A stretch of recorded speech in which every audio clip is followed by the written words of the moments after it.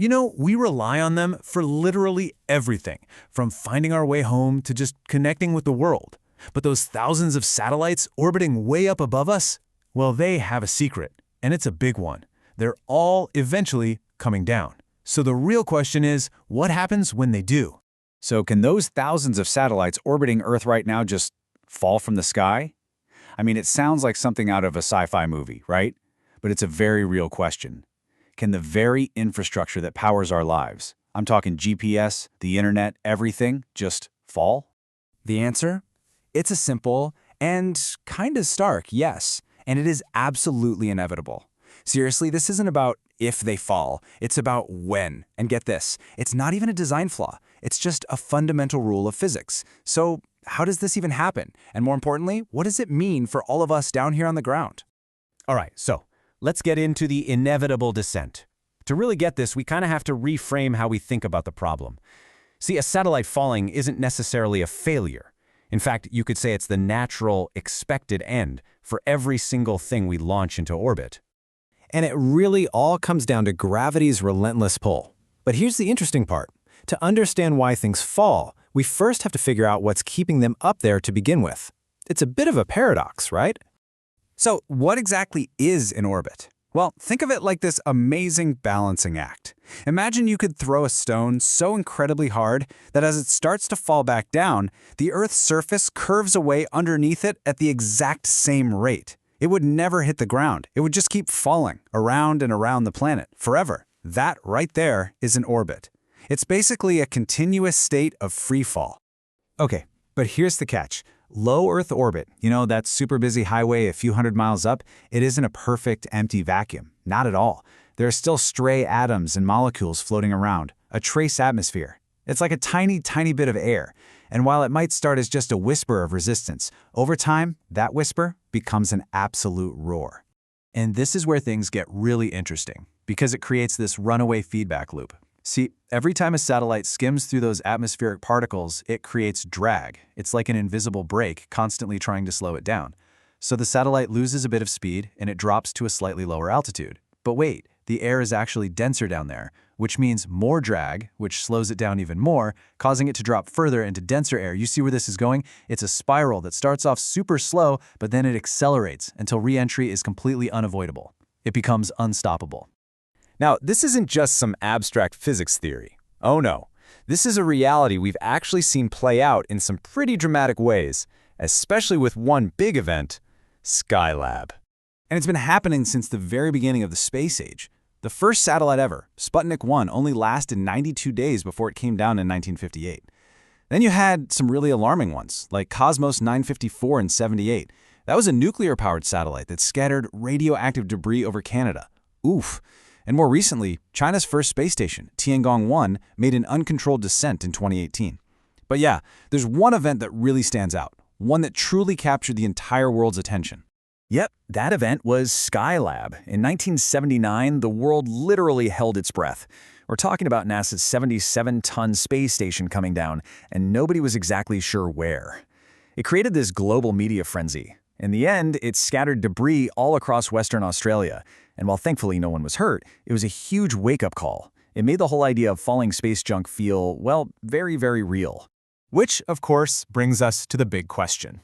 What are the dangers overhead? I mean, how risky is all this really? Let's talk about the real-world risks we face from this inevitable rain of space hardware. Okay, so when a satellite plummets back to Earth, it's a truly violent event. It's an inferno. Most of it just burns up, completely vaporized by the heat and friction. But not all of it.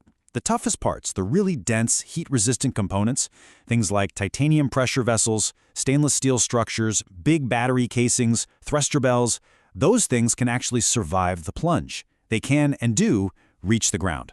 Now, before you start wearing a helmet outside, let's be clear. The odds of you personally being hit are, well, astronomically low. But here's the thing. The cumulative risk, the overall risk to someone somewhere on Earth, that's a different story, and it's growing. In fact, one study estimated that there's a 10% chance, a 1 in 10 chance, over the next decade that a falling rocket body will cause an injury or even a death.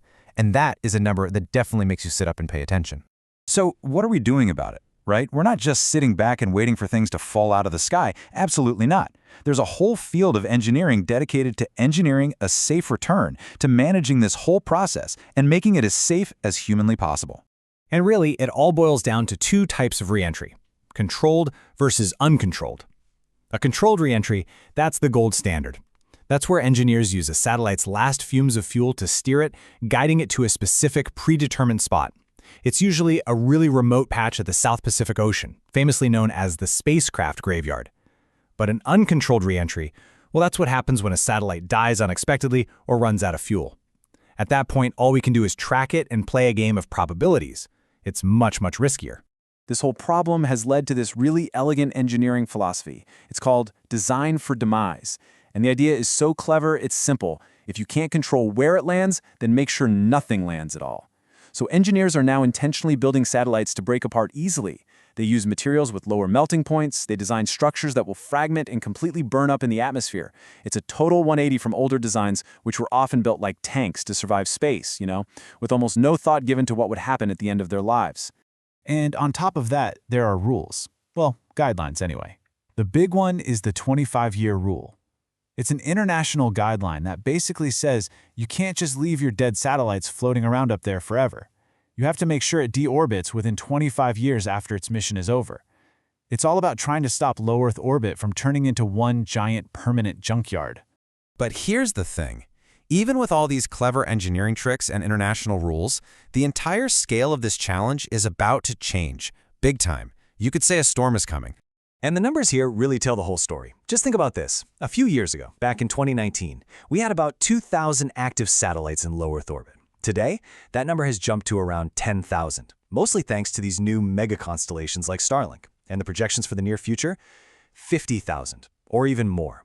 This isn't just a small increase. We are witnessing a complete and total transformation of the space right above our heads.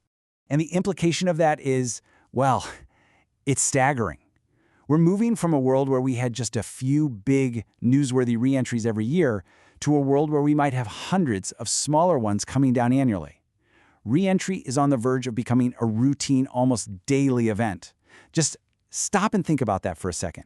A piece of space hardware falling back to Earth every single day. This isn't some distant future problem.